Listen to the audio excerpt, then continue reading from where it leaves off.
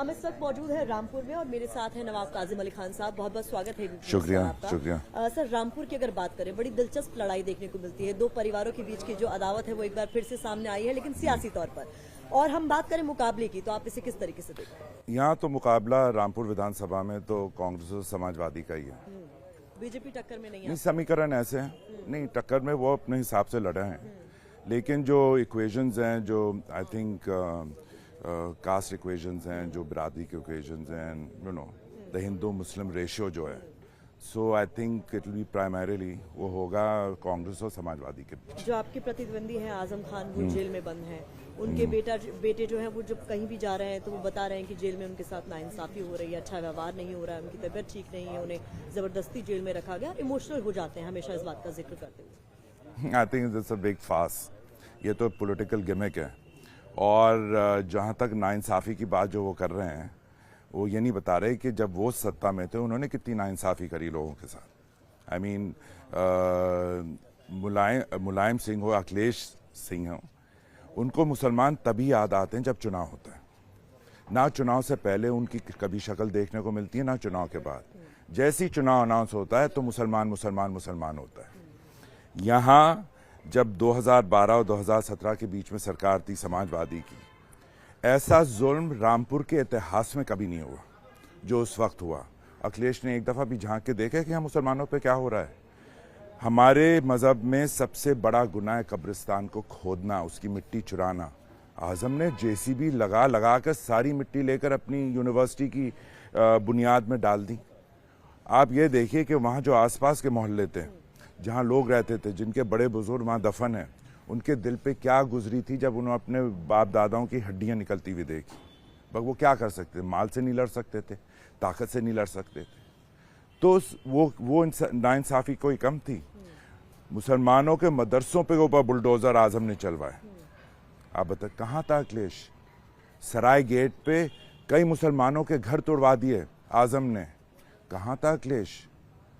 NRC में इतने बेगुनाह लड़के रखे गए, इतने बेगुनाह लोग रखे गए। एक दफ़ा भी यहाँ के एमपी एमएलए ने ज़बान तक नहीं खोली कि जो हुआ गलत हुआ।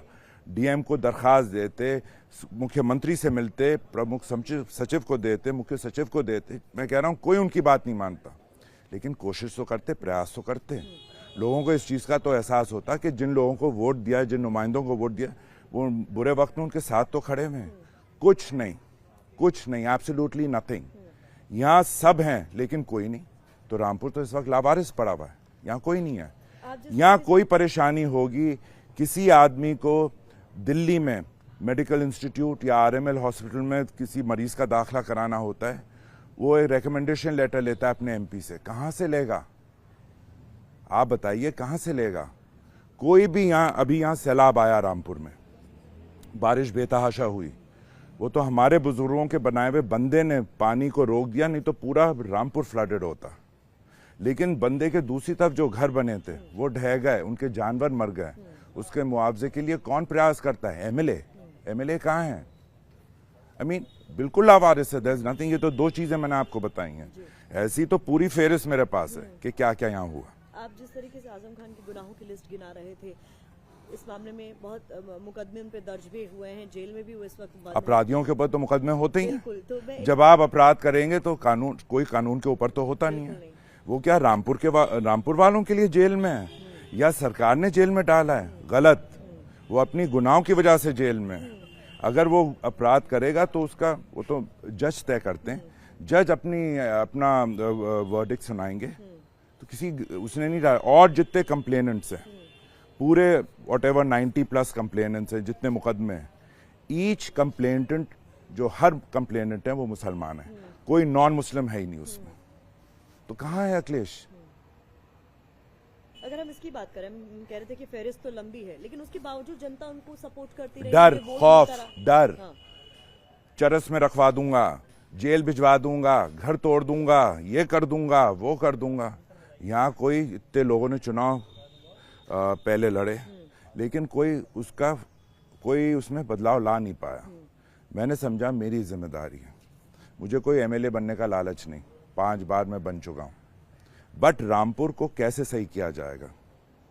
मैं सेल्फिश नहीं हूं, I am not self centred. मेरी पैदाइश इसी घर में हुई थी, वेयर यू आर स्टैंडिंग। जो इस घर की आराजी 61 साल पहले थी, आज भी वही है।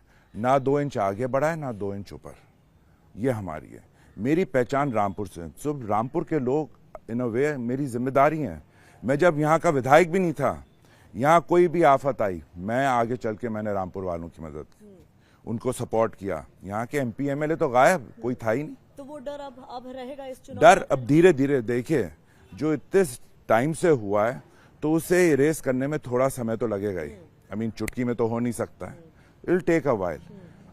मैं कोशिश कर रहा हूं कि लोग मुझ में बिल्डिंग कॉन्फिडेंस, उनका भरोसा अपने लिए डेवलप कर रहा हूं कि अब मेरे साथ रहेंगे तो सुरक्षित रहेंगे। सरकार तो आप जानते हैं किसकी आ रही है। ये तो यहाँ क्योंकि मुस्लिम आबादी इतनी है तो समाजवादी वाले सापा सापा सापा कर रहे हैं। पर Rampur is not UP, it's only 1 part of 403 seats. वो यूपी नहीं है। तो यहाँ के बाहर क्या माहौल है वो बिल्कुल अलग है। तो किसी की सरकार, मैं 3 बार कांग्रेस का विधायक रहा, कांग्रेस की सरकार तो 20 साल नहीं आई, मैंने काम कैसे करा लिया? How did I operate? क्या मैं भी हाथ उठा लेता कि मेरी सरकार नहीं है, मैं मजबूर हूं, क्या करूं? अब वोट लेकर आप जीतते हो तो फिर आपकी जिम्मेदारी हो, कम वोट में आपको काम करना पड़ेगा लोगों का। आजम या तंजीम फातिमा जो वो हस्बैंड वाइफ हैं, ये रामपुर के लोग थोड़ी हैं। आजम इज फ्रॉम, वो बिजनौर का रहने वाला है, नठौर एक कस्बा है, वहां से इंपोर्ट किया हुआ है। तंजीम फातिमा हरदोई की हैं, फ्रॉम बलग्राम। ये रामपुर के लोग नहीं, रामपुर इन्होंने सिर्फ इस्तेमाल किया पैसे बनाने के लिए। एंड सो दे, उनके लिए रामपुर वालों के, इनके दिल में रामपुर वालों के कोई हमदर्दी कभी नहीं हो सकती। तो कुल मिलाकर आप आश्वस्त हैं इस बार के चुनाव में? अगर हम बात करें कि आपको लगता है कि जनता का विश्वास? I am optimistic. मैं 7 चुनाव लड़ा हूं, 5 जीता हूं। हारते भी हैं, जीतते भी हैं। चुनाव में तो यही होता है, democracy, this is what it's all about. तो ये नहीं है कि आप हार गए तो आप घर बैठ गए कि अरे लोगों ने रिजेक्ट कर दिया। सरकारें आती हैं, जाती हैं, लोग हारते हैं, जीतते हैं। I am very optimistic.